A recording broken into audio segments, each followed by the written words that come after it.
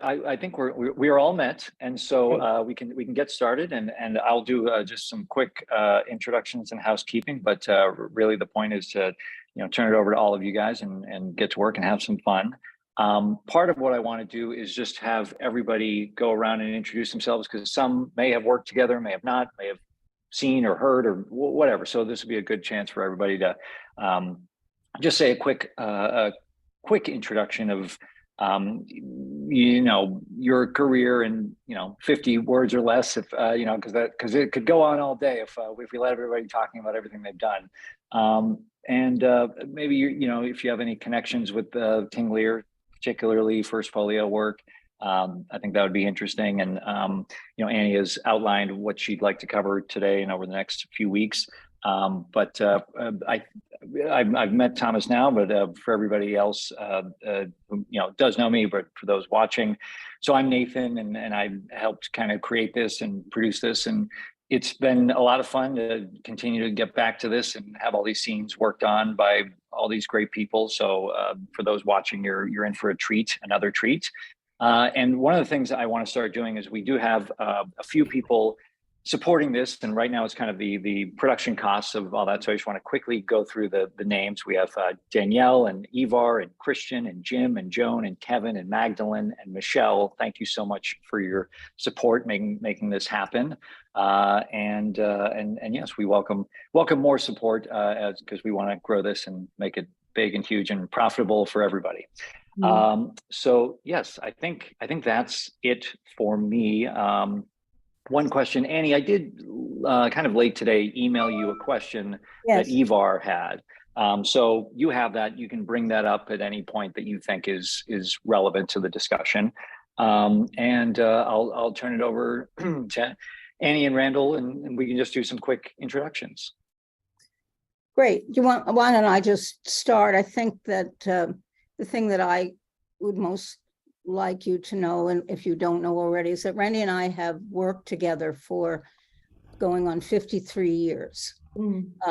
We founded our own theater company called the American Players Theater in Spring Green, Wisconsin. But I think more importantly, we shared, I'll just tell you quickly that Randy was my makeup teacher in college. And we found that we shared a great love for Shakespeare, and we would spend hours at night on the phone discussing the plays, and then eventually began to work. He actually had me cut class. We would go over to a little Chinese restaurant and eat while everybody else was doing makeup. We shared ideas. We worked for 10 years on developing our own theater. He had worked at so many regional theaters around the country. I had the great privilege, and I wish other people had this opportunity, but I was allowed to sit in on every rehearsal and every performance of every production he was part of. And that gave me access to every regional theater in this country. And I learned something that's never taught in schools. I learned how to listen. And then we developed a way of working together that I would sit in the audience, and after the show, I would feed back to Randy and say to him, this is what I saw, this is what I heard. And he would either say to me, I wasn't going for that at all. And then we would develop, I would help him develop his characters, and we would start to examine the plays with that perspective. And that way he never really had to watch himself act. He always had eyes in the audience, and we felt that when we had our own theater, we would try to extend that. So what I bring to the table is not, I'm not a conceptual director. I don't put my stamp on the play. What I do is try to understand. For instance, we studied Hamlet for 14 years before we actually did our own production. So I learn the plays by heart, and there are times when I direct, I know them by heart. I don't have to look down at a book. And so I'm a resource, and I can feed back, because I believe theater is about the play and the actor. And as a director, I want to guide that play, those actors in that play. So that's sort of the process. And then Randy, I should turn it over to you, because I think you can fill in the rest of our life and your own. Well, just for me, this material, particularly Shakespeare, since I was born speaking the English language, it's my mother tongue. That of all the writers that have written for the theater, he wrote in English and is considered the greatest that the world has ever seen as far as plays and playwriting. I mean, for a man to come up with tragedies and comedies and histories and romances is outstanding. It's unheard of in any writer. Um, but his use of the English language was and continues to be of the highest order. I call it soul food. What he gives to actors is soul food, food for the soul. Not just challenges of for acting, but how do you get to the depths of characters that he's created? And he certainly created a host of them. He created over 1,000 characters, let alone multiple stories. So it's an honor, ever an honor, to work with his material. That's what I find, and it feeds the deepest part of my being whenever I come into contact with what's required of me. In order for these characters to live and breathe and be in the world for a brief moment. But Randy, just a moment about Morris and directing you as King Lear, since all King right. Lear is what we're Yeah, going to yeah, yeah. focus on. Well, I had seen Morris do Shylock when I was 18 years old, and that changed my life. I had previously seen productions of Hamlet and Oedipus Rex a few years earlier, and those were life changers. But to see this man be inhabited by a character was a knockout. This was not just an actor performing the role. This was an actor who permitted that character to live and breathe within him for the time that he was on stage. And I said to myself, damn, Kim, you want to be an actor? Well, you just found yourself the model of the kind of actor you gotta strive to be. You must, I don't know, find every means possible to become that kind of actor where the character can live in you, can use your voice, can use your body, but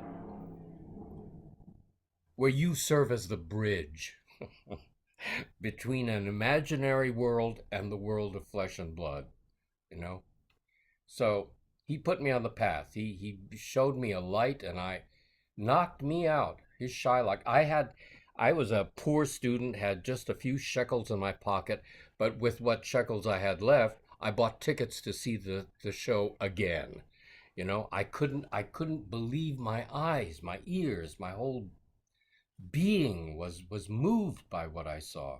Randy, King Lear, too. That's what I Oh, want you to talk about. at any rate, years and years later, we had a chance to invite Morris and his wife Phoebe to come out to our theater to direct us in the plays. The first play they directed was an early Chekhov play, Ivanov, because we were doing the plays in chronological order of composition.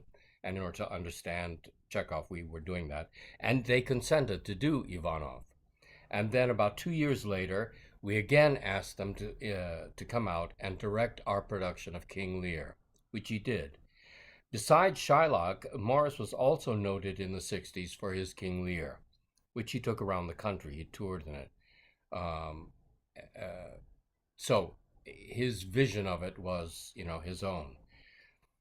What I Well, did, he's being very modest, but let me just add to it that it was to see these, what I would call titans in the American classical theater, seeing one pass on his Lear to the other was quite exceptional. And I think that I hope that what we get out of our work with you is some of what we learned from him. Because I think, Randy, your King Lear today is definitely influenced by what he gave you and then what you brought to it yourself. that's right, that's right. Well, what I did, and I made every effort to do, was to almost imitate him. Whenever he gave me a line reading, not to take offense, but to find out where that reading of the line took me emotionally, So I tried it out, which is an old kabuki way of training, imitating the masters until you learn what it's about and why that choice was made and, how it moves and what the music sounds like. So I did that in working with Morris, tried to imitate and discover what did it do to me on the inside.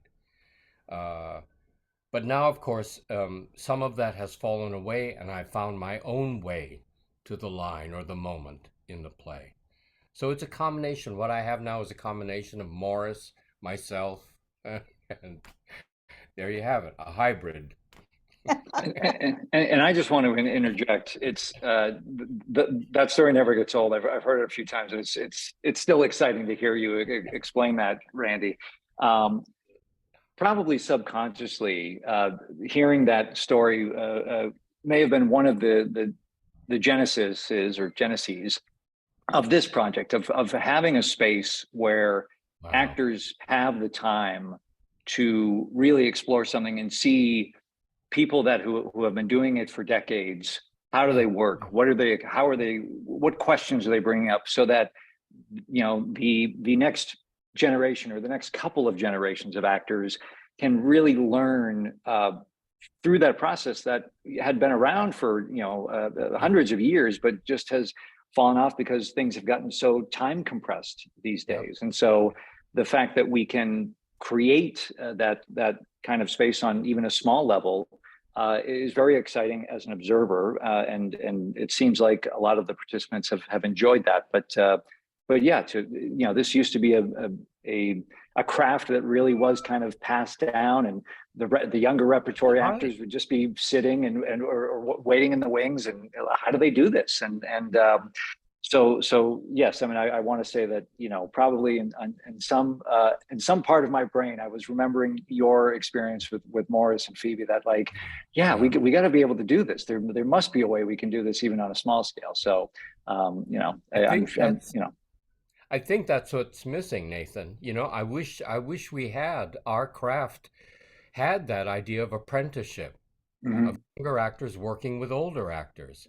Yeah. And passing, but we don't have that structure. We have schools, maybe, or actors just get out there into the marketplace and try it on their own. But it's nothing like in the Elizabethan theater, a kid would work from the time he's a boy till the time he's an adult with the master actor, who would try to teach him and share everything that he knew about the craft, of how to tell stories. Yeah.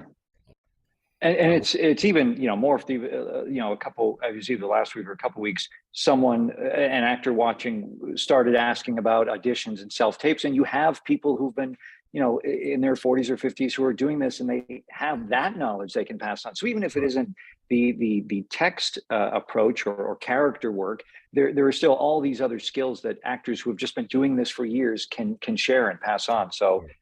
Yeah, I totally agree. And we could probably spend 2 hours just talking about all of this stuff, but no, it's great. So thank you guys so much. And it's a great segue to Thomas, who we would consider one of our apprentices. So Thomas, want to introduce yourself? And yeah, hi everyone. My name is Tom Farber. I kind of started acting on a whim when I was like 15 years old. Just did audition for my high school play, found out that, hey, this is something that I take in stride, and decided to make it into a career. And then, kind of repeating history, I met Randy and Annie and saw Randy perform, and I was like, well, if I'm going to be an actor, that's where I have to go for my acting. I met them at Centenary as a student when I was like 19 years old. First with Merchant of Venice and a Merchant of Venice intensive, and then the next semester I took their King Lear intensive and found myself falling in love, especially with the character of Lear's fool. And I've been working with Randy and Annie and really trying to get a great understanding of how to perform the character, what his role is within the story, and everything else. So yeah, that's what I have to say about myself. Great. Thank you for being here, Tom. Really thrilled to have you join us. Glad to be here. Jeannie, wonderful to see you again. It's been Yes. been a little bit of time, Hey. but Jeannie, do you want to go next? Introduce yourself a little bit. Oh, you're still muted there.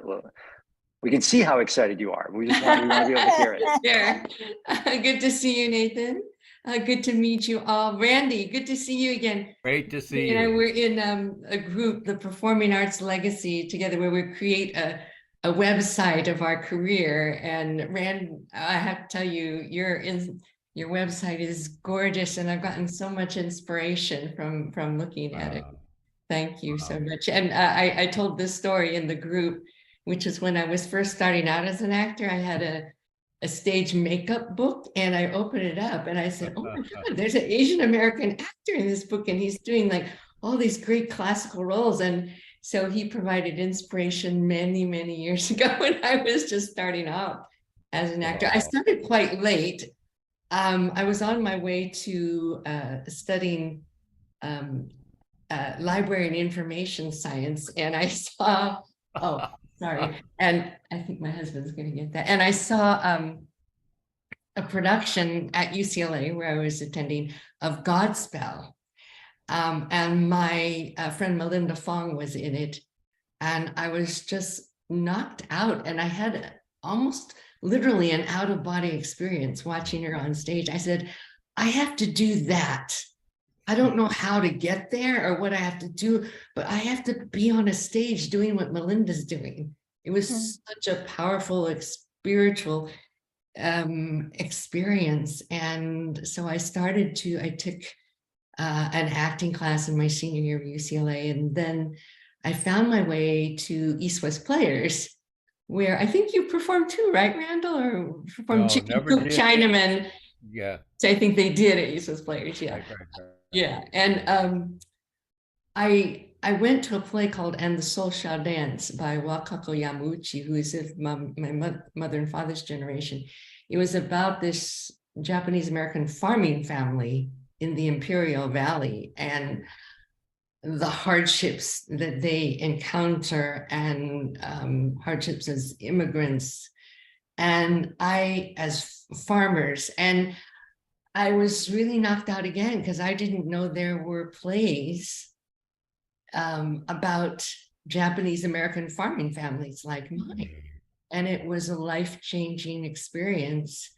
And I started out at East West Players as an actor and eventually branched out to regional theaters. And fast forward years later, in the 1990s, I became a playwright when I became obsessed with a story about a young man named Gordon Hirabayashi, who was a University of Washington College student during World War II, after Pearl Harbor was bombed and the orders came out from the government to mass incarcerate all people of Japanese ancestry on the West Coast. So Gordon was a young student, in his early 20s, who stood up to these orders and legally challenged them and turned himself into the FBI. And I was so fascinated and enthralled because I thought it was wrong that I had grown up not knowing there was someone like Gordon, because my family had gone through the camp experience. So I sort of turned myself into a playwright to write about Gordon. And the play that resulted, Hold These Truths, has gone around the country. We've been so blessed. We've had over 20 productions since 2007 when it premiered at East West Players. Fantastic. So, but one thing I've not been able to do, I'm sorry to say, and why I'm so happy to be here today, is do more classical theater. I belong to a classical theater company, an Antias company, here in Los Angeles, which Nathan has been involved with as well. But the way that my time has worked out, I just haven't been able to take part as much as I'd like. I've always loved Shakespeare and I've always hoped to do it more, but I've done a little, but just not nearly enough. And so I'm so happy to be here today, especially with you, Randall, and you, Annie, to learn and just do it for my soul's sake. And I love this play, King Lear, so much as I get older. I see so much more in it than I did, of course, when I was younger. And I feel so much for all the characters, really. I find as I'm older and I, am experiencing more and more complications with my own family situation. And my father was a farmer and had formed a farming company with my uncles. And as that was started by my grandfather, by my immigrant grandfather. And as, time went on and it came from my generation, the third generation, American born generation, to inherit what they had built, there were all kinds of Conflict. arguments and jealousies and strategies to sort of outdo. And I saw so much of my family in this play. What was a loving family as I grew up became much more complicated and much more treacherous in some ways. So I felt that this play has always spoken deeply to me. Great, great. Yeah, thank you so much, Jeannie, for sharing all that. Thank you. Yeah, and Lizzie, welcome back. Thrilled to see you again. Thank you so much. I'm so glad to be back. Randy and Annie. I feel like I don't have anything to say compared to everyone else. I am in New York. Experience performing Shakespeare goes back about 20 years, starting in graduate school, like everybody.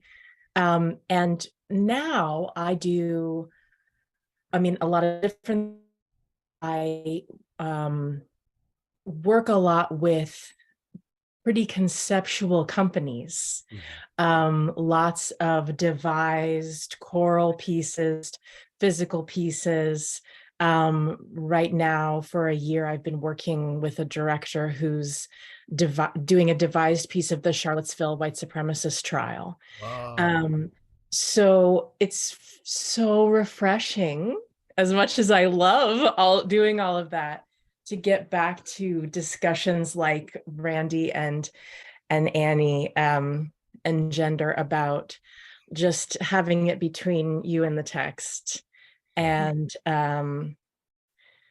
not like the value not being on making it real, but making it true. Wow.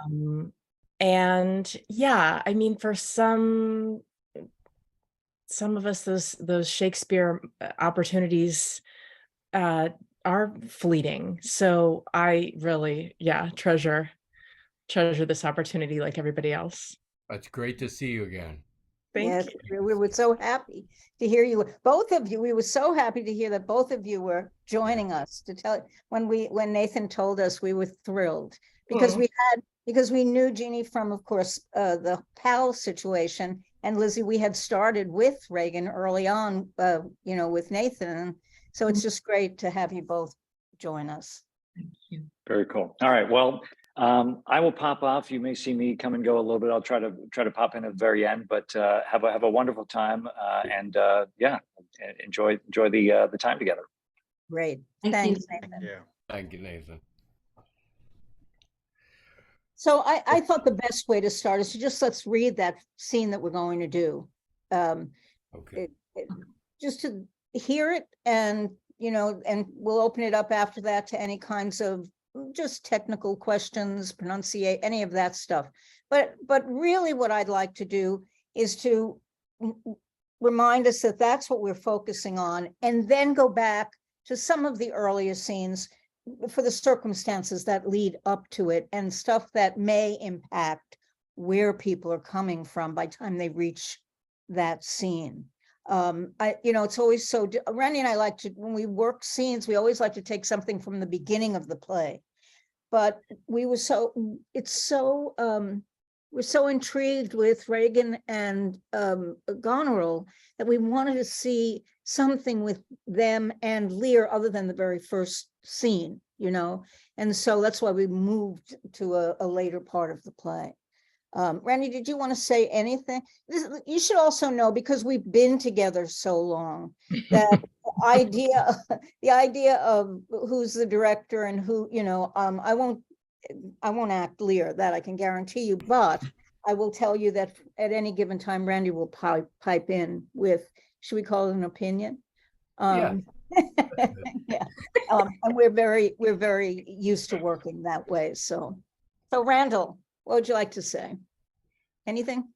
No. No, without a no. No, I have nothing to say to kick it No. off. Okay, so then But let's we can just dive in, thrash around with it. No big thing, just to get a feel of what the scene consists of, just to get a sense of it. And Thomas will read Cornwall. Mhm. And we're starting with good morrow to you both. Yeah. Yes. Lear has tried to see Regan and Cornwall, and they've denied him. And now they're making their entrance. They're conceding to see him. So enter Cornwall, Regan, Gloucester servants. Good morrow to you both. Hail to your grace. I am glad to see your highness. Regan, I think you are. I know what reason I have to think so. If thou shouldst not be glad, I would divorce me from thy mother's tomb, sepulchering an adulteress. Are you free? And that's to Kent, who's been put in the stocks, but he's been freed now. And Lear sees him and he says, "Oh, are you free? Well, some other time for that. Beloved Regan, thy sister's not. Oh, Regan, she hath tied sharp-toothed unkindness like a vulture here. I can scarce speak to thee. Thou wilt not believe with how depraved a quality. Oh, Regan. I pray you, sir, take patience. I have hope you less know how to value her desert than she to scant her duty. Say, how's that? I cannot think my sister in the least would fail her obligation. If, sir, perchance she have restrained the riots of your followers, 'tis on such ground and to such wholesome end as clears her from all blame. My curses on her. Oh, sir, you are old. Nature in you stands on the very verge of his confine. You should be ruled and led by some discretion that discerns your state better than you yourself, that to our you do make return, say you have wronged her. Ask her forgiveness? Do you but mark how this becomes the house? Dear daughter, I confess that I'm old. Age is unnecessary. On my knees I beg that you'll vouchsafe me raiment, bed, and food. Good sir, no more. These are unsightly tricks. Return you to my sister. Never, Regan. She hath baited me of half my train, looked black upon me, struck me with her tongue most serpent-like upon the very heart. All the stored vengeances of heaven fall on her in grateful top. Strike her young bones, you taking airs with lameness. Fie, sir, fie. You nimble lightnings, dart your blinding flames into her scornful eyes. Infect her beauty, you fen-sucked fogs, drawn by the powerful sun to fall and blister. The blessed gods, so you will wish on me when the rash mood is on. Oh, no, Regan. No, thou shalt never have my curse. Thy tender-hefted nature shall not give thee o'er to harshness. Her eyes are fierce, but thine do comfort and not burn. 'Tis not in thee to grudge my pleasures, to cut off my train, to bandy hasty words, to scant my sizes, and in conclusion to oppose the bolt against my coming in. No, thou better knowest the offices of nature. Bond of childhood, effects of courtesy, dues of gratitude. Thy half of the kingdom hast thou not forgot, wherein I thee endowed? Good sir, to the purpose. Who put my man in the stocks? What trumpets that? I note my sister's. This approves her letter that she would soon be here. Is your lady come? This is a slave, whose easy borrowed pride dwells in the sickly grace of her he follows. Out, varlet, from my sight! What means your grace? Who stalked my servant? Regan, I have good hope thou didst not know on it. But who comes here? Heavens! If you do love old men, if your sweet sway allow obedience, if you yourselves are old, make it your cause. Send down and take my part. Art not ashamed to look upon this beard? Regan, will you take her by the hand? Why not by the hand, sir? How have I offended? All's not offense that indiscretion finds, and dotage terms so. Aside, you're too tough, will you yet hold? How came my man in the stocks? I set him there, sir, but his own disorders deserve much less advancement. You? Did you? I pray you, father, being weak, seem so. If till the expiration of your month you will return and sojourn with my sister, dismissing half your train, come then to me. I am now from home and out of that provision which shall be needful for your entertainment. Return to her? And 50 men dismissed? No, rather I abjure all roofs, and choose to wage against the enmity of the air, to be a comrade with the wolf and owl, necessity's sharp pinch. Return with her? Why, the hot-blooded France that dowerless took our youngest born, I could as well be brought to knee his throne, and squire-like a pension beg to keep base foot afoot. Return with her? Persuade me rather to be slave and sumpter to this detested groom. At your choice, sir. I prithee, daughter, do not make me mad. I will not trouble thee, my child. Farewell. We'll no more meet, no more see one another. But yet thou art my flesh, my blood, my daughter, or rather a disease that's in my flesh, which I needs must call mine. Thou art a boil, a plague sore, an embossed carbuncle in my corrupted blood. But I'll not chide thee. Let shame come when it will, I do not call it. I do not bid the thunder-bearer shoot, nor tell tales of thee to high-judging Jove. Mend when thou canst. Be better at thy leisure. I can be patient. I can stay with Regan, I and my 100 knights. Not altogether so. I looked not for you yet, nor am provided for your fit welcome. Give ear, sir, to my sister, for those that mingle reason with your passion must be content to think you old, and so, but she knows what she does.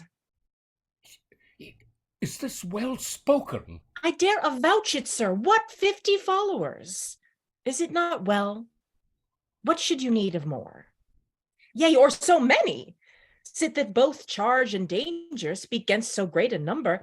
How in one house should many people under 2 commands hold amity? 'Tis hard, almost impossible. Why might not you, my lord, receive attendance from those that she calls servants, or from mine? Why not, my lord? If then they chance to slack ye, we could control them. If you will come to me, for now I spy a danger, I entreat you to bring but 25. To no more will I give place or notice. I gave you all. And in good time you gave it. Made you my guardians, my depositories, but kept a reservation to be followed with such a number. What, must I come to you with 25? Regan, said you so? And speak again, my lord, no more with me. Those wicked creatures yet do look well favored when others are more wicked. not being the worst, stand in some rank of praise. I'll go with thee. Thy 50 yet doth double 5 and 20, and thou art twice her love. Hear me, my lord. What need you 5 and 20, 10, or 5 to follow in a house where twice so many have a command to tend you? What need one? Reason not the need. Our basest beggars are in the poorest things superfluous. Allow not nature more than nature needs. Man's life is cheap as beasts. Thou art a lady. If only to go warm were gorgeous, why nature needs not what thou gorgeous wearest, which scarcely keeps thee warm. But for true need. Oh, heavens! Give me patience, patience I need. You see me here, you gods? A poor old man, full of grief as age, wretched in both. If it be you that stirs these daughters' hearts against their father, fool me not so much to bear it tamely. Touch me with noble anger, and let not women's drops stain my man's cheeks. No, you unnatural hags, I will have such revenges on you both, that all the world shall. I will do such things, what they are yet, I know not, but they shall be the terrors of the earth. You think I'll weep? Oh, I'll not weep. I have full cause of weeping, but this heart shall break into 100,000 flaws, or e'er I weep. Oh, fool, I shall go mad. And we'll stop it there. Good. Okay, so let me just hear what your feelings are. What you, just your overall thoughts about the scene itself. Any? I feel like I'm doing the same thing over and over again. That it's, I know part of it is, yes, I can, no, you can't. Yes, I can, no, you can't. But I definitely, it's so hard because sometimes I feel like I don't understand the play because I'm so on the daughter's side. And like, I feel like and you should be. I'm glad you are. Don't do a good job. Like when you definitely have to like add the violence because then you're like, oh yeah, okay, they're sick. But yeah, it's an argument and I need to find for myself how it builds, right?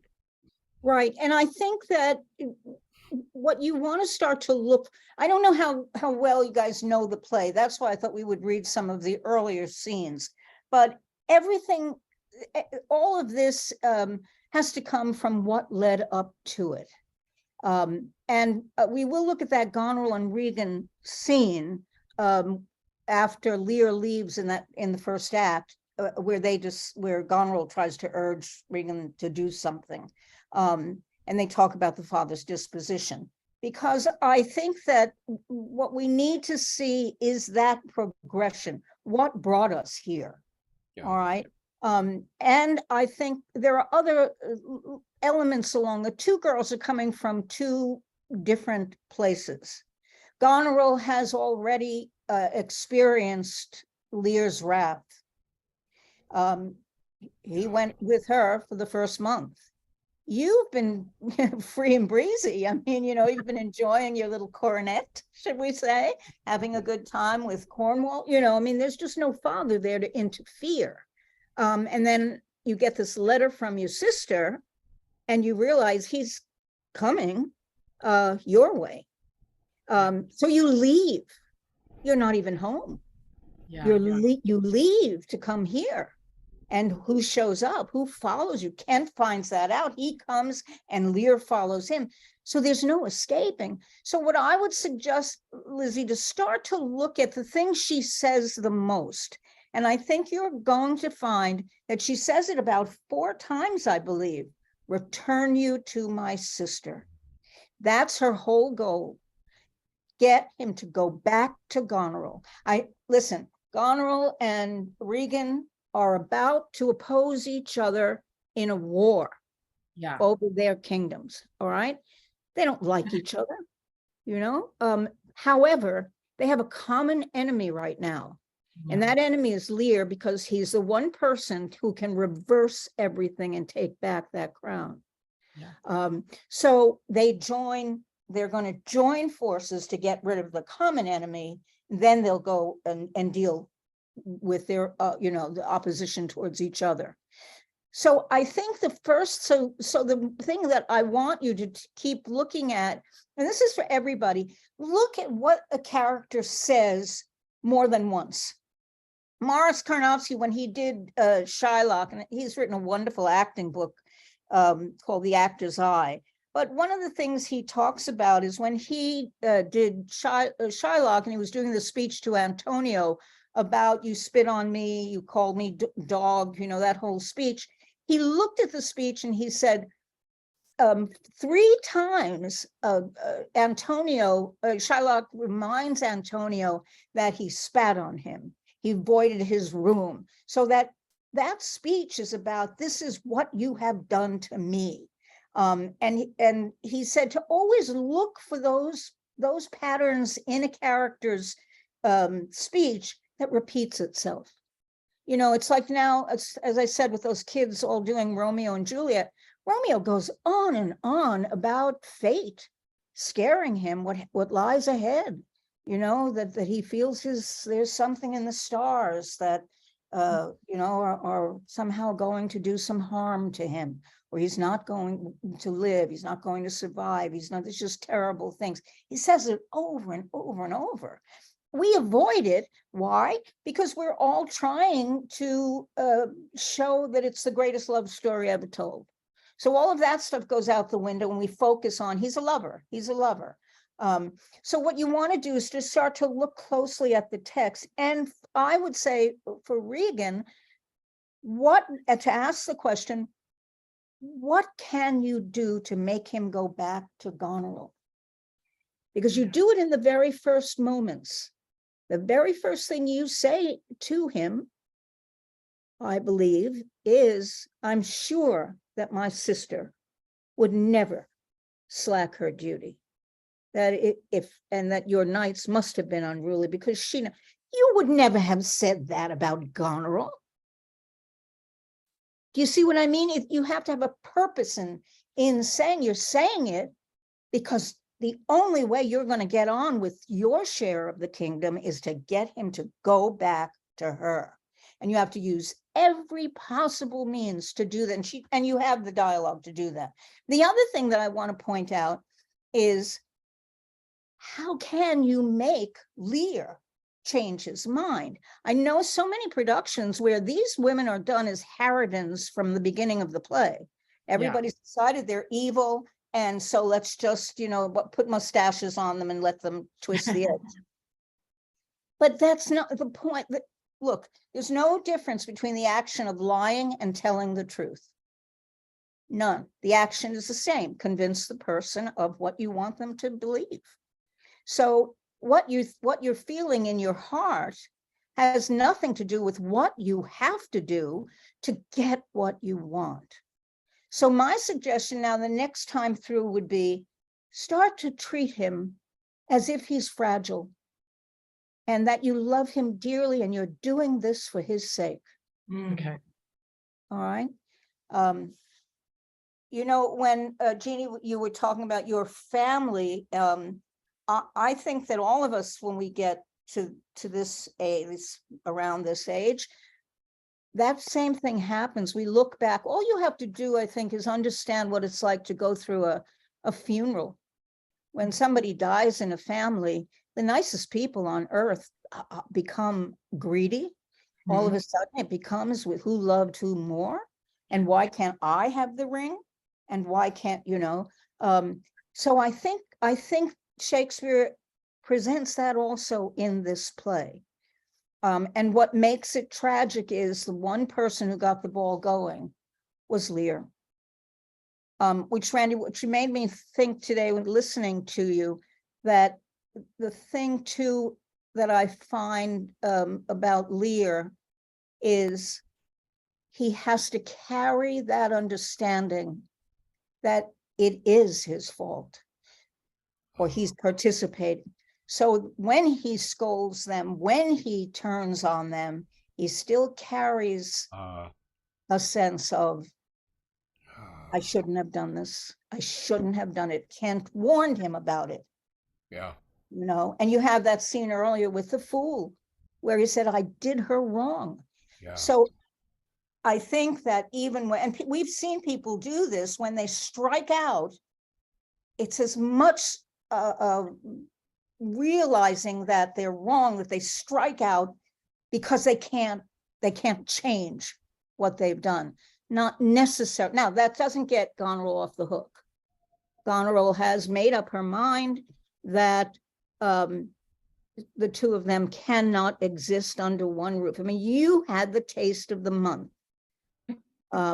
And you have that confrontation, of course, in the earlier speech. And he cursed your womb. Yeah. I'm not sure there's anything worse for a father to do to a daughter. And it hurts, it stings, and it stays with you. So again, the bitterness comes from a motivation of, I think, something that's totally unexpected. I think it's true of Lear too. He gave the daughters everything. He gave up the throne. You don't give up the kingship. You don't give it. You're God anointed. You're anointed by God. You don't give it up. But he did it. And we can talk about why later. But my point is, look, put yourself in the shoes of have you ever given something that's wonderful to somebody and then they don't call you back to say thank you? Just on that little level.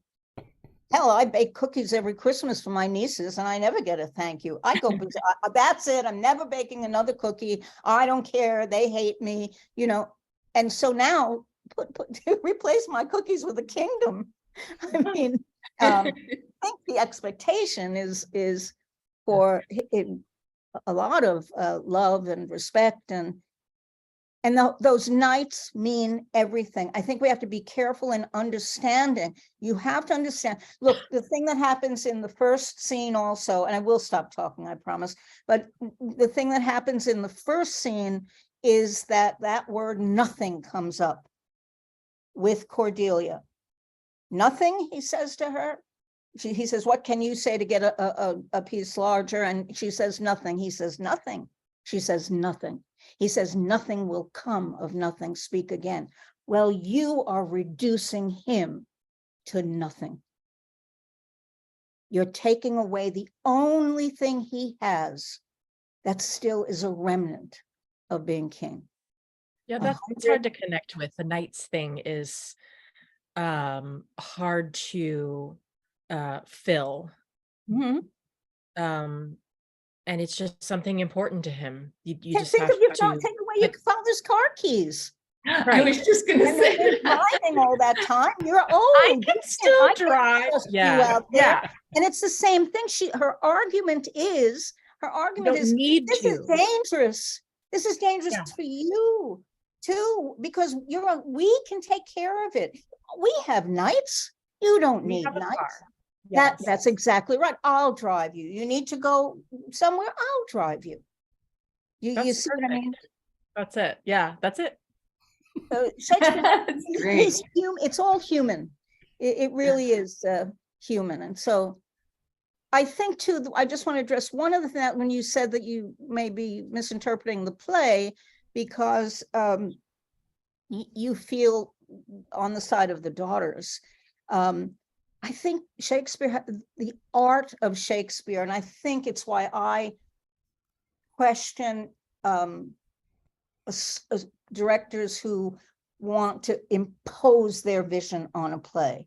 I get it. It's the world we live in. I get it. And some directors are brilliant at it. I mean, sometimes they put something on it that is wonderful. But I think that what Shakespeare has done in that statement in Hamlet about holding a mirror up to nature, he allows you to come to see this and be who you are. Yeah. To see what you see. I'm the middle daughter with my three sisters. I used to write cards to my father that said, all my love. When I read Lear, I stopped writing it. And now he's gone now, but I just wrote with much love, or I love you, Daddy. I had to get rid of it because even on that small level, and we laugh at it. We think, well, yeah, but what does that? Well, I'll tell you, years later, I went off with Randy to Hawaii, and my father wanted me home. We weren't married at the time. My father said, who do you love more? Mm. And I said, don't ask, because you're not going to like the answer. And I loved my father, and my father loved me. So I think Shakespeare is managed by holding that mirror up to say, who are you? What do you feel about that character? Lear, I told Randy this the other day, he's impossible. He's impossible. I mean, I had a grandmother that my sister wanted. Life. Yeah, that's right. So whatever, and he's coming from his place. It's this, but again, look what he says to them. He just goes off into curses, and they're large mythic curses. Nature, he brings down nature and all that, So I think that we have to at least see what happens when you put power into the wrong hands. Ultimately, that's going to be the question. Because look, I hope I would have not been led down a path where I would throw my father out into a storm. I think hopefully I would have never allowed that to happen. But these girls do progress to an evil based on wanting more and more and more. And so we have to look at their behavior after this scene. And for me, it happens when you send an old man of 80 years old out into us. He's no longer king. You wouldn't do it to your father, and you wouldn't do it to your dog. So the play does take a turn, I think, after this scene. Makes sense, everybody? It's good. Can we take a look at the first scene? Randy, I'd like you to tell them about your darker purpose, beginning of Act 1, when Lear and everyone enters. And I'd like to do it with the two expressions of love that the daughters give forth to the father. So we're going back to scene 1 then? Yes, please.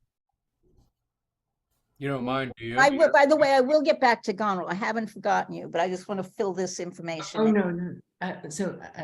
Just trying to find, okay, got it. And that's the two speeches by Goneril and. Yes, so we're going to start with Lear. We say, this is how I love you, that section? Yes, that's right. And we'll stop before Cordelia speaks. That's right. What's the line number on the folio? I don't have line numbers in my folios, so it starts with it's right at the end. Meantime, we shall express. Yes. Yes. Got it. Yes. Thanks.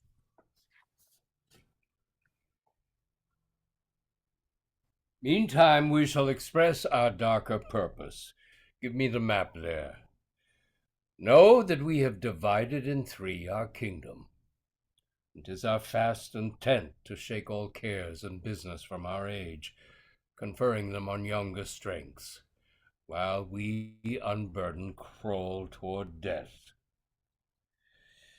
Our son of Cornwall, and you, our no less loving son of Albany, we have this hour a constant will to publish our daughter's several dowers, that future strife may be prevented now. The princes France and Burgundy, great rivals in our youngest daughter's love, long in our court have made their amorous sojourn, and here are to be answered. Tell me, my daughters, since now we will divest us both of rule, interest of territory, cares of state, which of you shall we say doth love us most, that we our largest bounty may extend where nature doth with merit challenge? Goneril, our eldest born, speak first. Sir, I love you more than word can wield the matter. Dearer than eyesight, space, and liberty, beyond what can be valued rich or rare, no less than life, with grace, health, beauty, honor, as much as child ever loved, or father found, a love that makes breath poor and speech unable, beyond all matter of so much, I love you. What Tell shall Cordelia speak. Mhm. Love and be silent. All these bounds, even from this line to this, with shadowy forests and with champaigns rich with plenteous rivers and wide-skirted meads, we make thee, lady. To thine and Albany's issues be this perpetual. What says our second daughter, our dearest Regan, wife of Cornwall? I am made of that self-metal as my sister, and prize me at her worth. In my true heart, I find she names my very deed of love, only she comes too short. That I profess myself an enemy to all other joys, which the most precious square of sense professes, and find I am alone felicitate in your dear highness' love. Poor Cordelia, and yet not so, since I am sure my love's more ponderous than my tongue. To thee and thine hereditary ever remain this ample third of our fair kingdom, no less in space, validity, and pleasure than that conferred on Goneril. Now our joy, although our last and least, to whose young love the vines of France and milk of Burgundy strive to be interest. What can you say to draw a third more opulent than your sisters? Speak. Good. Okay, so let's look at how you've expressed your love. Goneril, you say that he is more dear than your eyesight, than space and freedom, more than life itself. There's nothing as dear to you as your father. And what's interesting, I think, is that you also say that I love you more than any child could ever boast of loving a father. Mm-hmm. And what you did there, by the way, is you've just cut out all other children getting a better piece of the kingdom than you. I'm the best child. I love the best of all children. And I'm the eldest. Yeah, okay. I deserve it.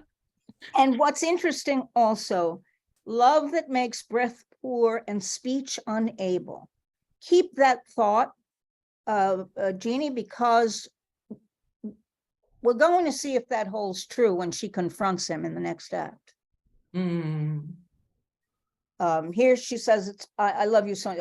I'm speech, I can't speak. Wow, that's great. You know? Yeah. The other thing I do want to point out, we'll get into text work next week, but here's, I think you'll love this moment.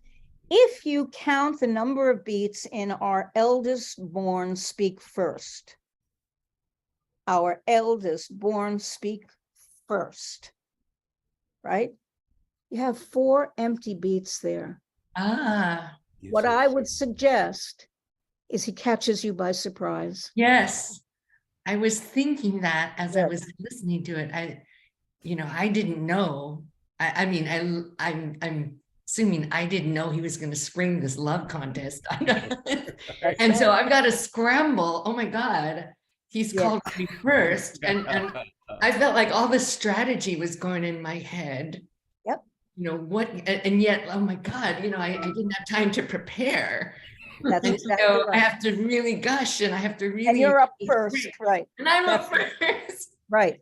But I think that feeling you have about, oh my God, you can infuse her expression of love by pulling the right thing out rather than too confidently expressing it. Okay. You see what I mean? It needs to be Yes. truthful. You've got to convince him, but you still are working on your feet.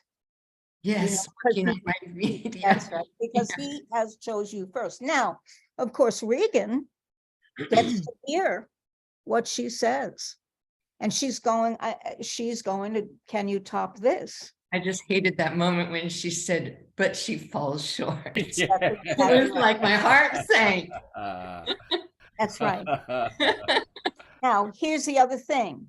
Look at what you say. She comes too short. I profess myself an enemy to all other joys, which the most precious square of sense prevents the tiniest expression of joy. And I'm only happy with your love. Okay. Does that hold true in that scene we're doing? Right. Nothing makes you happy. So here's what's on the line. But he bought it. And you don't have what's wonderful. Yes. And what's wonderful is he bought it because you have to play is that love, both of you.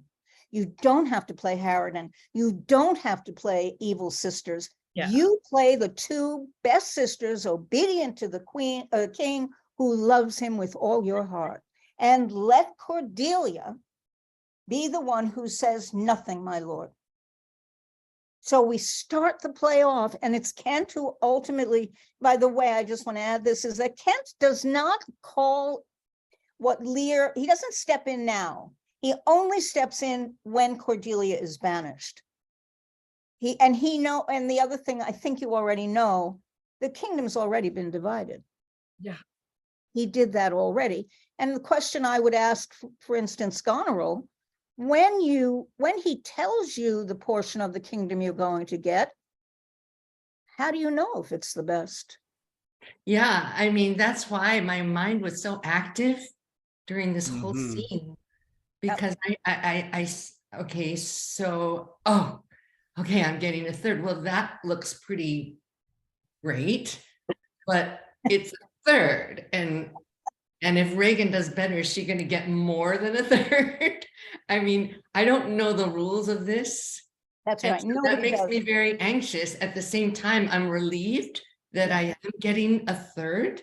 And I mean, it's described so beautifully, you know, but I'm feeling grateful and relieved and excited that I'm inheriting this, but then it's still a contest. So is someone gonna do better than I am and get better land than I? Right. Or best. Could he change his mind and say, That's no, right. Regan, you were better. Your love is more. And so maybe you can have this one. Well, here's the thing. It's a setup. It's a setup because it's all being done so that Cordelia can have the best marriage. That's why he's doing it.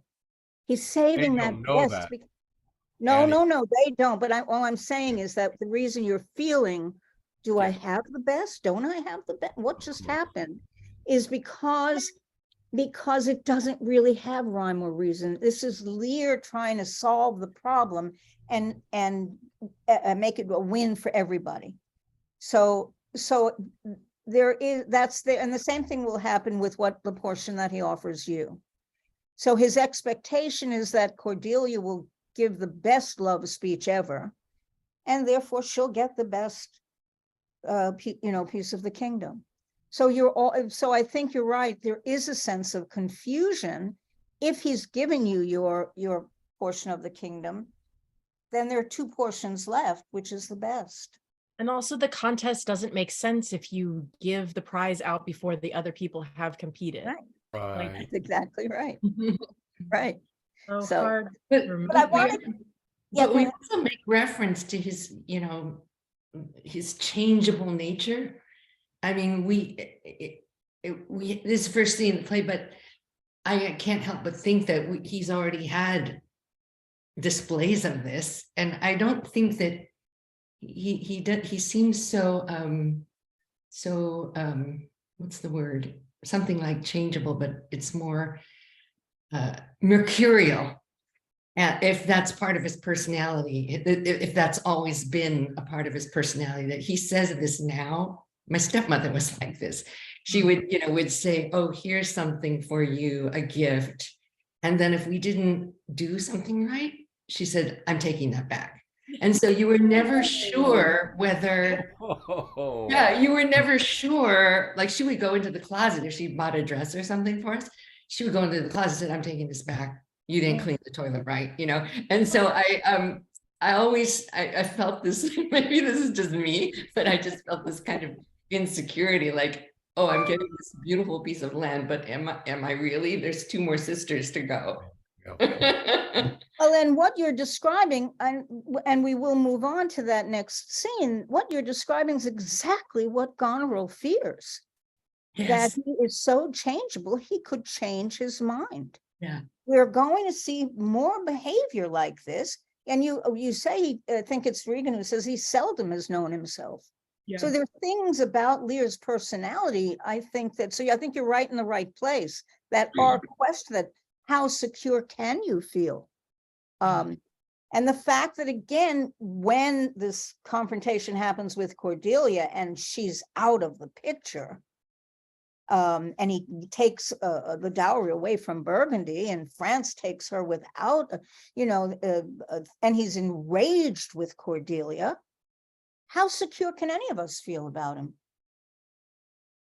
So I think you're in the right place to feel that insecurity. That's why I say I caution against deciding that they already have a plot to kill him or to get rid of him. You don't have to. You can let the play unfold. Step by step. Yes. Yeah. Because that makes sense to me as we experience more of his cruelty, like cursing me, and I feel like there is a progression that we can start off as, like you said, and the loving daughters, or at least we're trying to play that role, and then as he becomes more unhinged, to my perspective, and attacking me for what I think it seems are reasonable things that I'm saying to him, that it's almost like, and that coupled with the fact that I have some power now, it's like, I've always obeyed you. I've always had to obey you. I've always taken whatever you dished out. And this is the line I'm going to draw. And now I'm in charge, so I love that idea of progression, because I've often seen Goneril Regan played, like you said, and just evil from the beginning. And I love the idea that they could become more flesh and blood daughters that are experiencing, and that it's the events that that will unfold. And then we can go back later as an audience member and think, wow, was she lying when she said she loved him?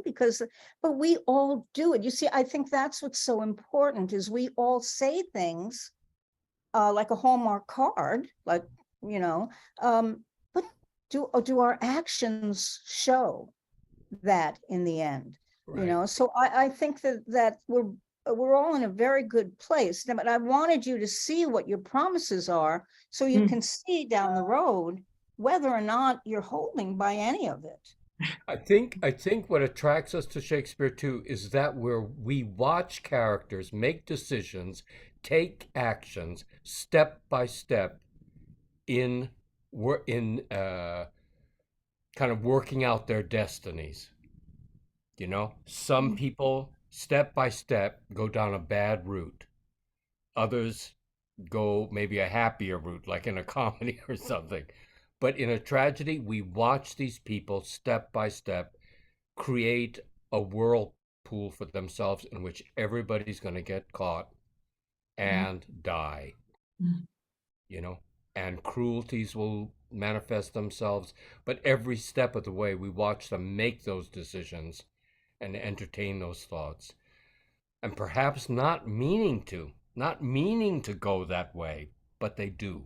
Mm. You know? I think it's why I always look, I believe the theater could help with the chaos we're in right now. Yeah. That's how much faith I have in the theater.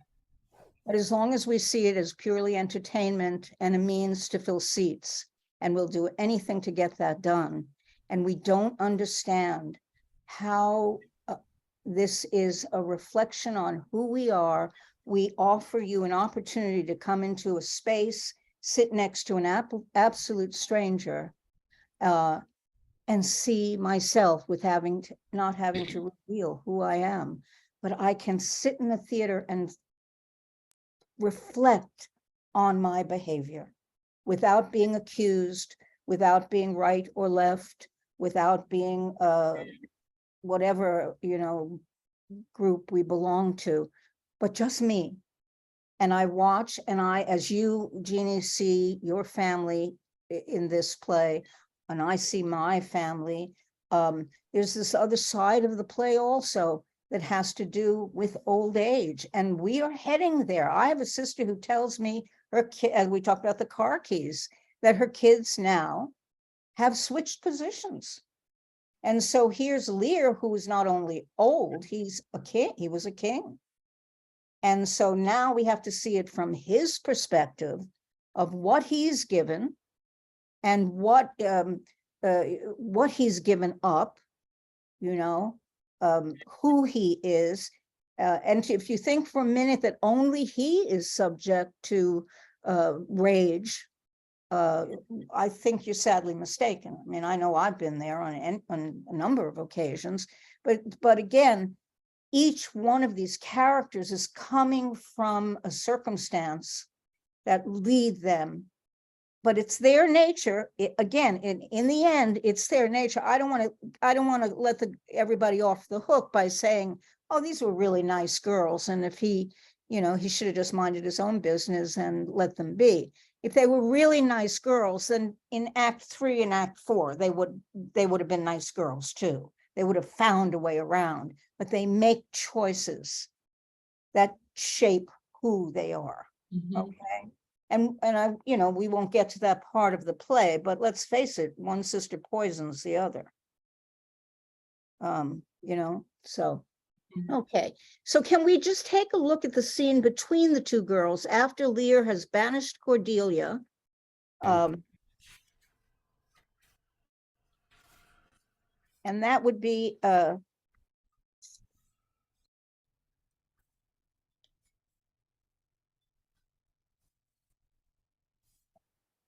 it's right after Lear's exit, if you want to. Oh, uh-huh. You see where he says, "Come, Burgundy." Come, noble Burgundy. Yes, France has their. that's right. And Thomas, since your Cordelia is so lovely, I wonder if you Thank you. do that. It was very nice. I appreciated it. So France says, bid farewell to your sisters. Thomas, if you would do that jewel speech, and then girls will go right into the next. Yes. The jewels of our father, with washed eyes, Cordelia leaves you. I know you what you are, and like a sister, am most loth to call your faults as they are named. Love well our father. To your professed bosoms I commit him. But alas, stood I within his grace, I would prefer him to a better place. So farewell to you both. Prescribe not us our duty. Let your study be to content your lord, who hath received you at fortune's arms. You have obedience scanted, and well are worth the want that you have wanted. Time shall unfold what plighted cunning hides, who covers faults at last with shame derides. Well may you prosper. My fair Cordelia. Sister, it is not little I have to say of what most nearly appertains to us both. I think our father will hence tonight. I'm sorry, I always forget. Do I say with us? What? It's above, it's below. I'm 18 again. Is the with us my next line? That's most certain, and with you. But there's, does it say with us? Am I the only person who has that? Yeah. Next month with us, it's above. That's most certain, and with you next month with us. That's right. Oh, yeah. That's the way it goes. That's most certain, and with you next month with us. See how full of changes his age is. The observation we have made of it has not been little. He always loved our sister most, and with what poor judgment he had now cast her off appears too grossly. Is the infirmity of his age, yet he hath ever but slenderly known himself. Oh, the best and soundest of his time hath been but rash. Then must we look from his age to receive not alone the imperfections of long and graft condition, but therewithal the unruly waywardness that infirm and choleric years bring with them. Such unconstant starts are we like to have from him, as this of Kent's banishment. There is further compliment of leave-taking between France and him. Pray you, let us sit together. If our father carry authority with such disposition as he bears, this last surrender of his will but offend us. We shall further think of it. We must do something, and in the heat. Good. So what's happening there? And you see, Jeannie, this does go back to what you were saying about his disposition. And I would suggest to both of you, once again, it doesn't have to be so fraught. I think it's two sisters who are having a conversation. You know how he is. And yes, there's trepidation under it, but I would say for Goneril, I would save for Act 2, the moment where or the next scene where she said, did my father's slap my, hit my gentleman for scolding the fool? You have a reason to get personally upset with him. Here, it's about revealing what you know about your father and a reflection on his behavior in that scene.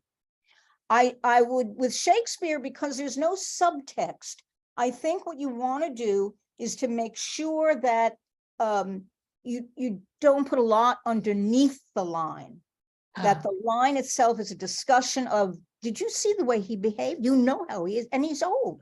And we have those, it's a conversation between two sisters who could never say it publicly to their father, you know. And what I love about the scene also is, again, Lizzie, look at you. You're sitting there saying, next month, I don't have to worry about it. Yeah. You see, next month with you, and so you have a month with us. Goneril is Goneril has got to be the one who pulls you out of your lack of interest in doing anything. Goneril has to let you know what's at stake here, and she does make you think about it. You will change. You say it's the infirmity of his age, yet he's never known who he is. He's never known himself. And you come back with the best and soundest of his time, his age, hath been but rash. That's what old people are. And even the best of them are rash. Then must we look from his age to receive not alone the imperfections of long and graft condition, so you have to work on her. She really needs you to pull her. She's not worried, because it's not tonight he's going with her. You're the one who's got to do something and in the heat, but you need her to support that, because we're both going to be in trouble. I always feel like Goneril is just a little bit wiser than, but again, you're the older sister. You've been around him longer,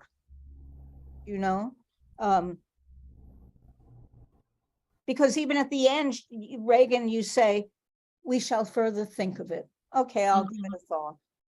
Yeah, that's much better. And your response is, we must do something, what do you mean thought? And hurry, yeah. That's right. That's right. All right. Can I ask Yeah. question about I don't know if these lines are correct. But I think it's around 344. Therewithal I'm sorry. Then must we look from his age to receive not alone the imperfections of long engraft condition. What is Yeah. engraft? Engraft is inborn, part of him. Oh, you know. okay.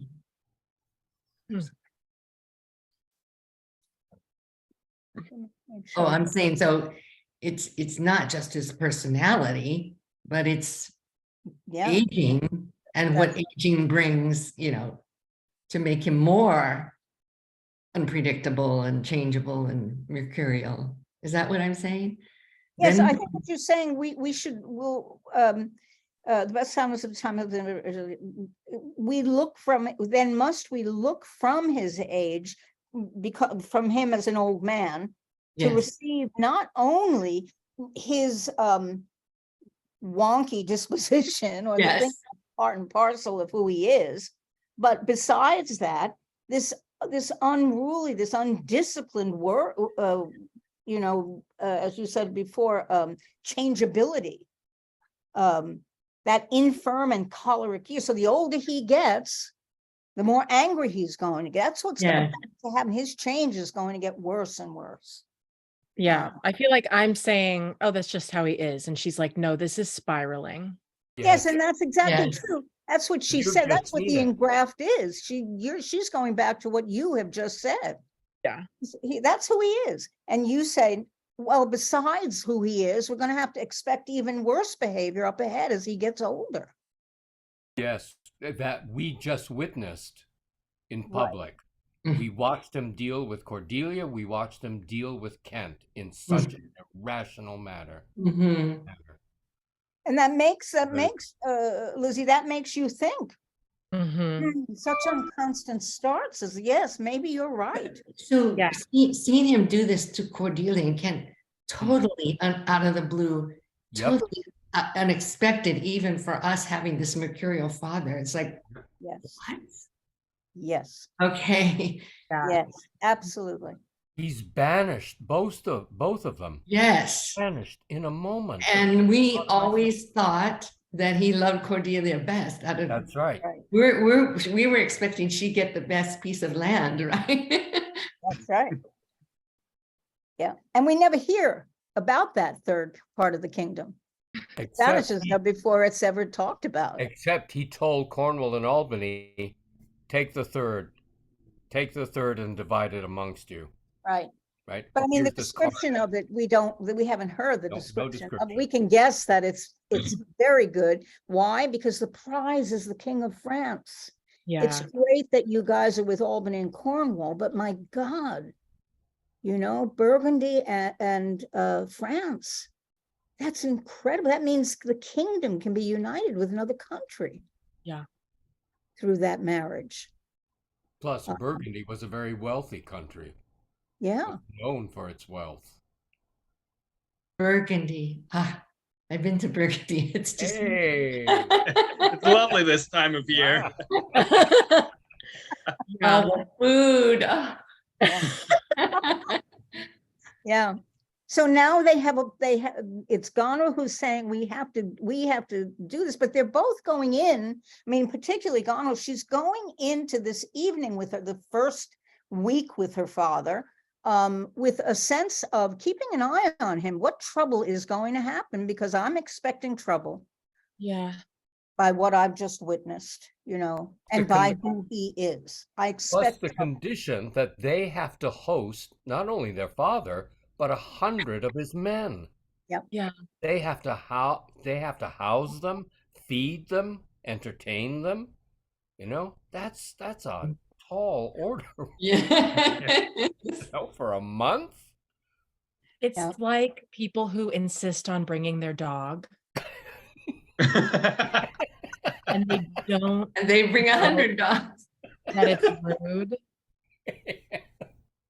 Like, Right. can I bring my huge or not even huge, just dog to your house? It's like, that's so different from just you coming.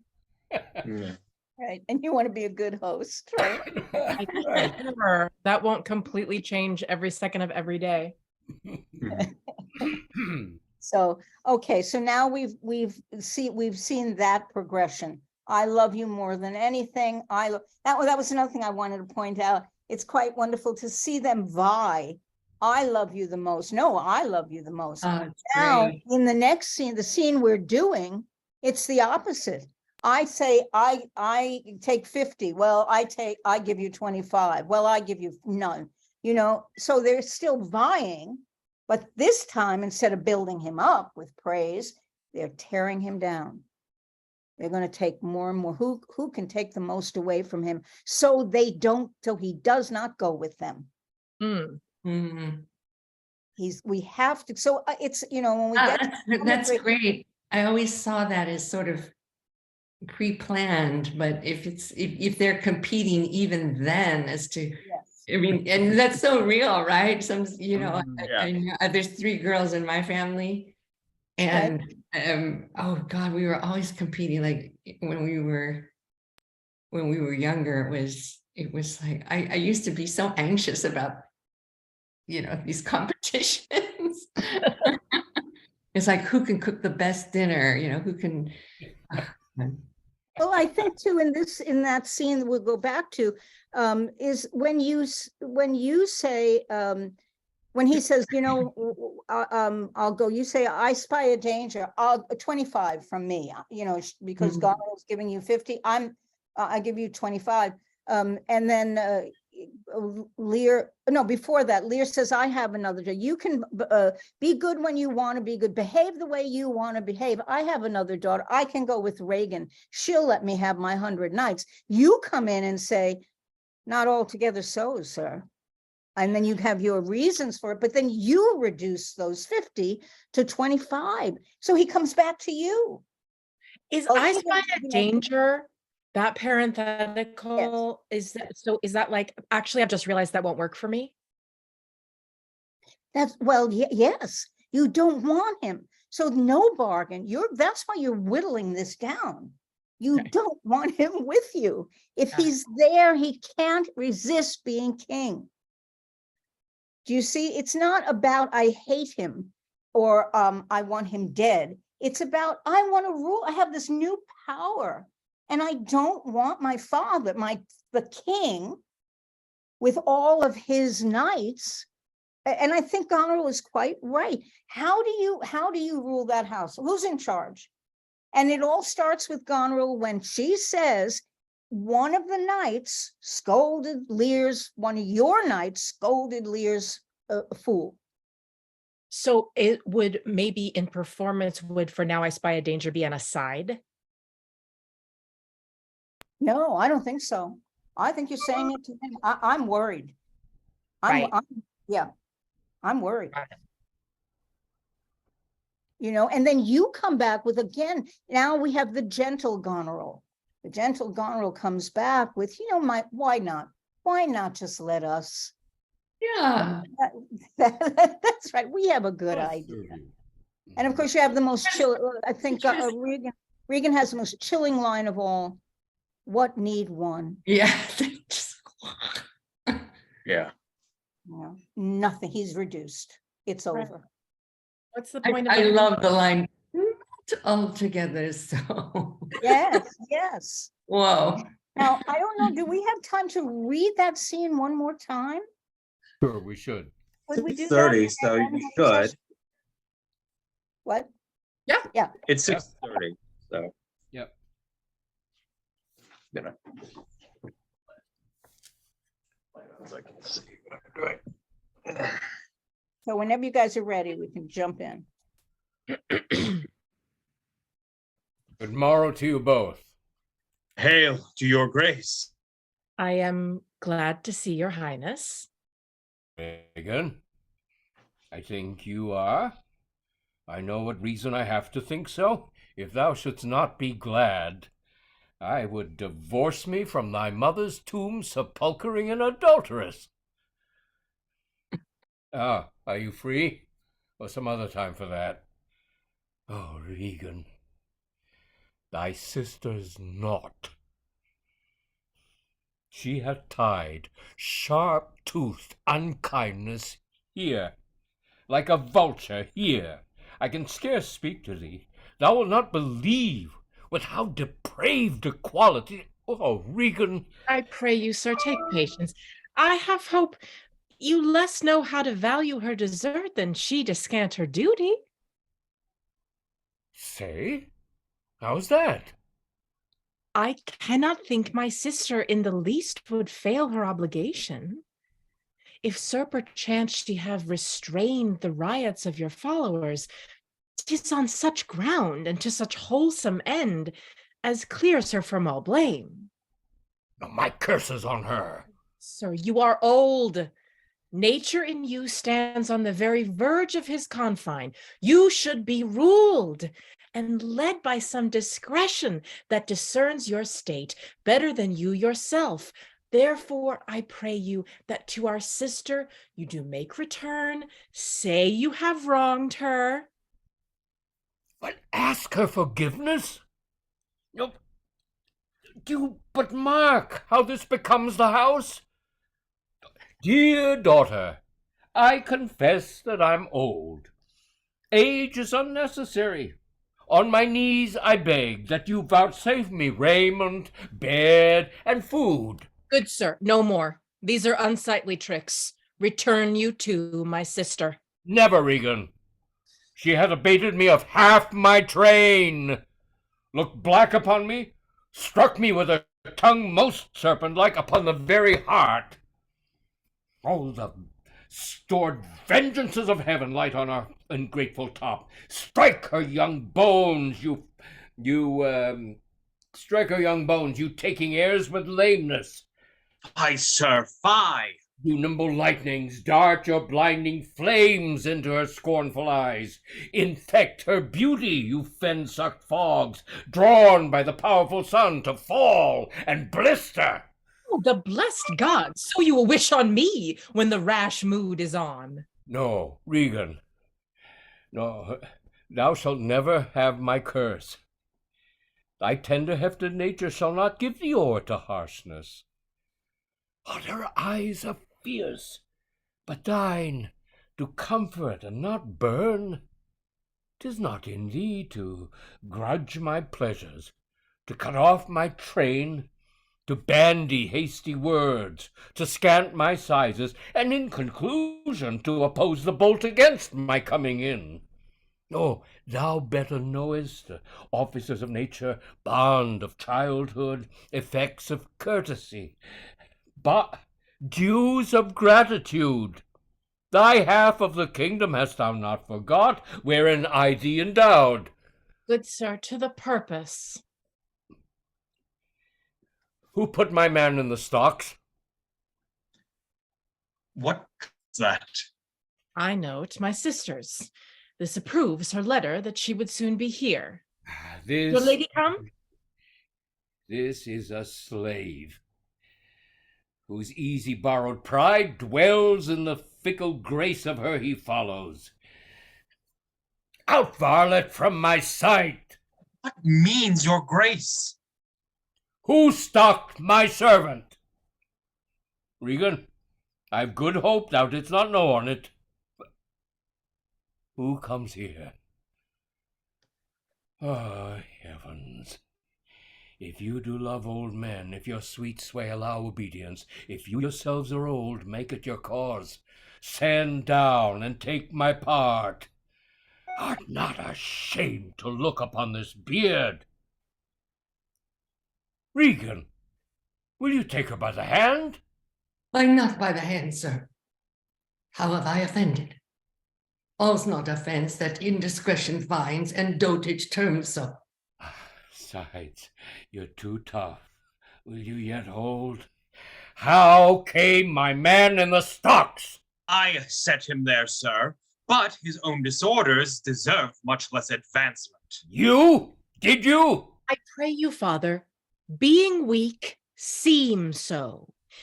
If till the expiration of your month you will return and sojourn with my sister, dismissing half your train, come then to me.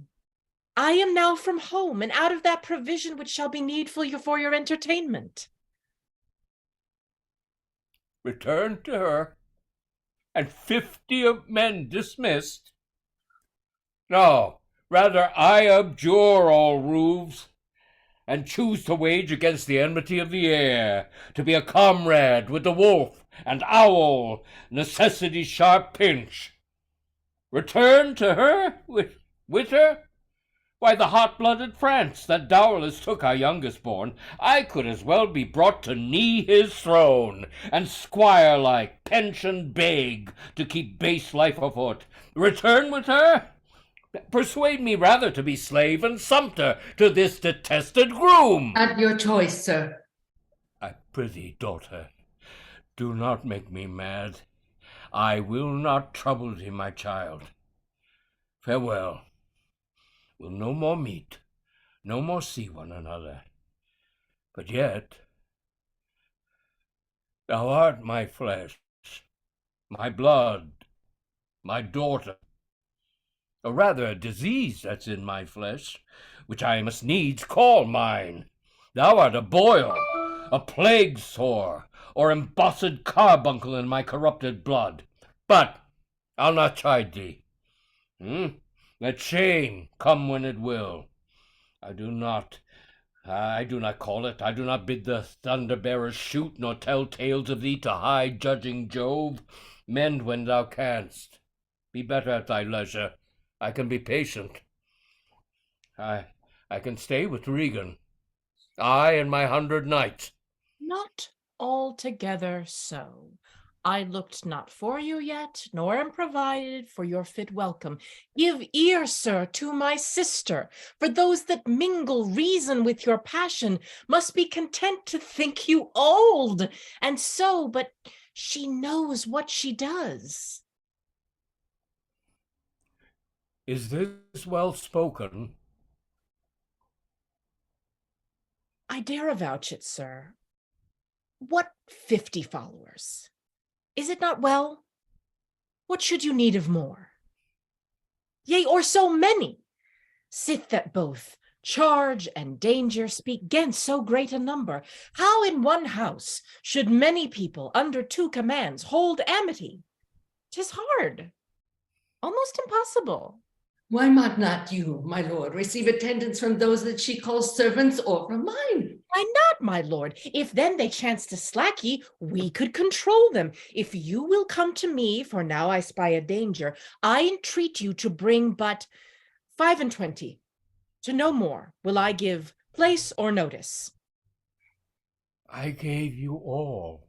And in good time you gave it. Made you my guardians, my depositaries, but kept a reservation to be followed with such a number. What, must I come to you with 25? Regan said you so. And speaked again, my lord, no more with me. Those wicked creatures look well favored when others are more wicked. Not being the worst stands in some rank of praise. I'll go with thee. Thy 50 yet doth double 25, and thou art twice her love. Hear me, my lord. What need you 25, 10, or 5 to follow in a house where twice so many have a command to tend you? What need one? Oh, reason not the need. Our basest beggars are in the poorest things superfluous. Allow not nature more than nature needs. Man's life is cheap as beast. Thou art a lady. If only to go warm were gorgeous, why nature needs not what thou gorgeous wearest, which scarcely keeps thee warm, but for true need. Oh, you heavens, give me that patience I need. You see me here, you gods? Poor old man, as full of grief as age, wretched in both. If it be you that stirs these daughters' hearts against their father, fool me not so much to tame it barely, to bear it tamely. but touch me with noble anger, and let not women's weapons' water drops stain my man's cheeks. No, you unnatural hags, I will have such revenges on you both, that all the world shall. I will do such things. What they are yet, I know not, but they shall be the terrors of the earth. You think I'll weep? No, I'll not weep. I have full cause of weeping, but this heart will break into 100,000 flaws, or ere I'll weep. Go, fool! I shall go mad. Good, better. We're moving ahead. It's great. Questions or thoughts, or you said you started to get that vie, you start to see how they do vie with one another. Yeah, that really activated that section for me. It's like, damn, she's, doing it again. She's yeah. But we can't lose because we're just working together to lower the price. Yeah. Yes. Like it's interesting. We're sort of collaborating, but we're also competing. Positive outcome. You see, one of the things he's done is he's put a price on the kingdom, on love. He says, who can tell me who loves me the most? He's not asking for show me who can show me that they love me the most. He wants to hear it. And now he's learning that, and that's what I think about the reason, not the need. It's not about needing 100 knights. It's about a king not having the thing that makes him happy. A king makes him alive. And you have diminished that. You've taken what he's done in the first act to some degree and made it a number. It becomes it's not about anything that has to do with his feelings. It's purely about 150, 25, 1, none. And that's why he says, it's not about need. The clothes you're wearing can't keep you warm. They're not going to keep you warm in the cold. And so I think that's what this is reduced to now. And it's an understanding of, again, is what is love? We start the whole play off with that. What is love? And what price? Is there a price that you can put on it? And Cordelia says no. And she's thrown out. There were a couple of, Can we read to the end of the scene after Yes. Lear and the lead? Yeah. Just to give a sense of what the girls are up to even then. Okay. How it culminates. Yeah, I didn't do it because we didn't have a Gloucester. And Cornwall. But you can do Gloucester, Randy. I will. Okay. I know. Right. Let me play the lion too. I'll play the lion too. Okay. Would you like me to start? Cornwall. Yeah. Oh, I'm sorry. What line are we? Right after. Let us withdraw. Let us withdraw. Yeah. Mm-hmm. Let us withdraw. 'Twill be a storm. This house is little. The old man and his people cannot be well bestowed. This his own blame hath put himself from rest, and must needs taste his folly. For Okay, him, hold on. Because while we're doing it, I do want to just throw a little thing in there. And that is, you're absolutely right. This is where we talk about this again. You don't have to make it harsh at all. This is for his own good. We're I see. that storm because he's got to learn the lesson. And, the same thing about there's no room for anybody. Of course, we have to throw him. That's what makes you despicable. Yeah. You don't see it. It's great when evil is honest. Yeah. When it's hidden under the guise of what's good for someone. listen, we're in a political situation right now where that happens left and right. This is good, good. I'm again, well, I don't want to give you my political viewpoint, but I think you understand what I'm saying is that people have these points of view and it's always the best for somebody else. Yeah. And so I think that what you want to do, this is what makes audiences sit and think, oh my God, is she really saying that? Yeah. As opposed to I hate her guts. Yeah. Okay. Can we do it one more time? Let us withdraw. It will be a storm. This house is little. The old man and his people cannot be well bestowed. 'Tis his own blame hath put himself from rest, and must needs taste his folly. For his particular, I'll receive him gladly, but not one follower. So am I purposed. Where's my lord of Gloucester? Followed the old man forth. He is returned. King is in high rage. Whither is he going? He calls to horse, and will I know not whither. And 'tis best to give him way. He leads himself. My lord, entreat him by no... Oh, no, that's Goneril. Oh, sorry. Right. Yeah, I was saying something. Ooh. My lord, entreat him by no means to stay. Alack, the night comes on, and the high winds do sorely ruffle. For many miles about, there's scarce a bush. To willful men, the injuries that they themselves procure must be their schoolmasters. Shut up your doors. He is attended with a desperate train, and what they may incense him to, being apt to have his ears abused, wisdom bids fear. Shut up your doors, my lord. 'Tis a wild night. My Regan counselors will come out of the storm. I would even go further with, this house is little. The old man and his people cannot be well bestowed. 'Tis his own blame hath put himself from rest, and he must taste his folly. I mean, I think the more innocent you guys go for it, the more horrible it is. Got it.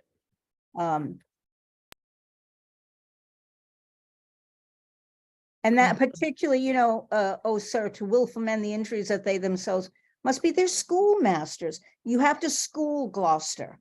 You don't understand. You see this behaving as like a something child, so we have to deal Yeah. with him like a child. Yeah. And it's really too bad. That's Yeah. right. And But- this is the child who's locked in the garage in the cold weather, and they find him dead in the morning. Yeah, because he has that's not a had, lesson. it's not my fault he does not have Not the that pneumonia far away vaccine. Is not far away Yes, from it. right. I mean, that case was Absolutely. just tried, a month ago, where Horrible. those parents put that a disobedient child in a garage, bitter cold, and he died. And that's the point. He needs to learn a lesson. Well, what lesson is that? And that's what makes us, again, you don't want to do that for you want to just open the door and let the audience walk through. Yeah, that's such a, yeah. Okay, good. I did want to bring up one other thing, and that is to the purpose. When you said, when Regan says to the purpose, and Lear says, who put my man in the stocks? Yeah. What leads up to this, and I think somebody was asking about this before, I think that was the email that Nathan sent me. What leads up to this is when Lear arrives, Kent is in the stocks. And Kent says that it's both your daughter and your son-in-law. And Lear says no. And Kent says yes. And then Gloucester comes in and says, they're not feeling well, they really can't see you. And Lear is beside himself. And at first he's enraged. Then he says, maybe I'm overreacting. Maybe they are sick. Maybe. And so when the scene starts and Regan comes in and she says, I'm glad to see your highness. He says, I think you are, because if you weren't, I mean, he doesn't say, oh, good, I love you, kiss, kiss. He says, if you were not glad to see me, Yeah. I would say your mother is not your mother, and so he has a doubt, but he's put that doubt aside through this scene because you're the loving daughter. Of course, you're saying that Goneril was loving too, and he's squelching that. who put my man in the stocks, because that was absolute insult to his power, to who he is. And so I think that when you finally say, good sir, to the purpose, and he says, who put my man, it dawns on him that everything that he was dissuaded from about you putting him in the stocks must be true, because you've convinced him that Goneril is on the right side and that these are unsightly tricks, and you're behaving, you're old and you're almost at death's door and you shouldn't behave this way. He's pushed finally back to, oh my God, Kent must have been telling the truth. They both put my man in the stocks. And then he says it 3 times after. Right. That makes sense, Randy? You see what I'm saying? Yeah. Otherwise, it feels like it hangs there. Yeah. But I think that's the other thing. What we'll add to it next week is more of looking at the text itself and the portfolio. Although I think you guys are already sort of jumped in and doing some wonderful, wonderful stuff. It's great to see, to hear you do it. And so I just want it to get richer and richer. And the folio, the only thing about the folio, and we've said this last time, it's basically to open a door, to open up to interpret, for you to interpret, see what ideas you may get from it. It's not meant to be hit that, jump here, do that. It's not that kind of a strict master. It's basically to say, oh gosh, I didn't see that. Now I have something new to play, so we'll take a look at that next time. Any questions? Nothing. All right. I have a Right. question, but it doesn't have to be answered now, but this time it really made me wonder how affected I am by what Lear says to me, what my father says to me. And also in that other scene, because these are really obviously horrific, harsh. I mean, I try to think, even if my own father, I remember him being in the hospital and, his mind sort of wandering and, at the end of his life. And yet, if he said these words to me, I'm still his daughter. I'm still the little girl inside that once revered my father, the king. And so some of these things he said, this time it's hurtful. Yes. It hurt. It worked. If he wanted to destroy me emotionally, some of this came close. And then I felt myself stealing myself and saying, no, I'm not going to let him get to me. Mm-hmm. So I think I sort of carried some of that emotion into the last scene. But so when you say be as innocent as possible, I kind of have to figure out how to get from that place to that innocence. Right. And maybe the word, innocent is not what I'm, maybe that's not helpful. My point is that what the words are saying is it's for his own good. Okay. But it sounded to my ear that you were playing, I hope he suffers.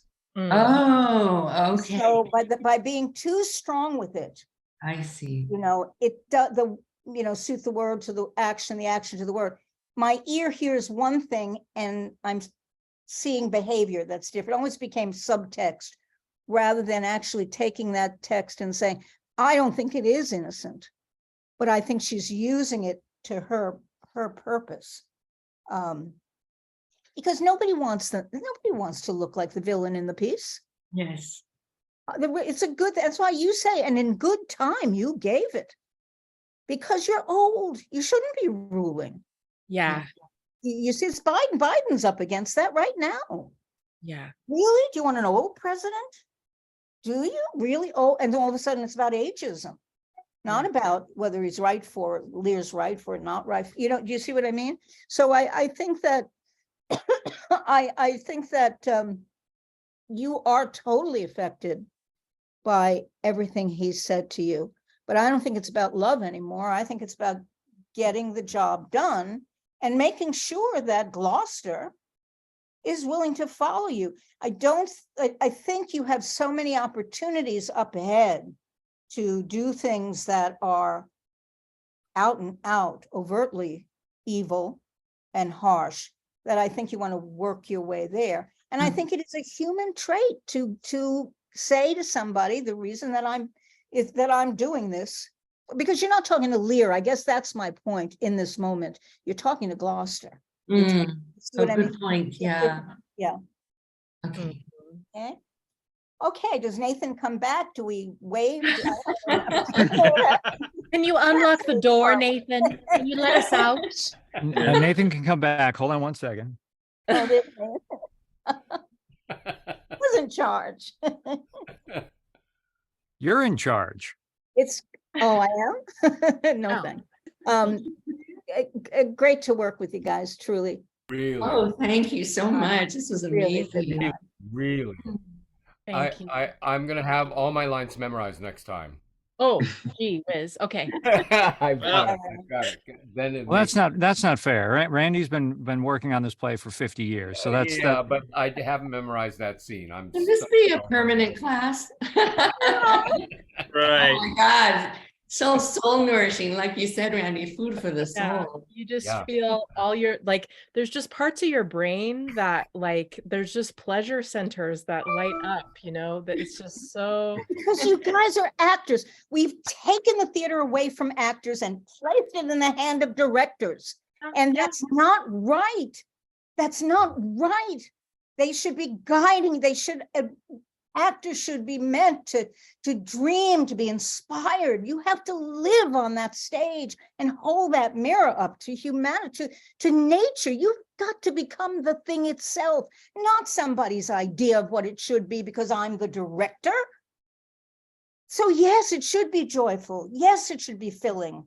The theater can change lives, and we're not allowing it to do that. We've reduced it to just a commodity. And as long as we do that, it won't hold the power and glory that it has. I'm done. I'm sorry. I'm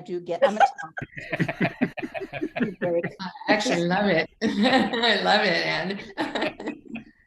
Nathan, help.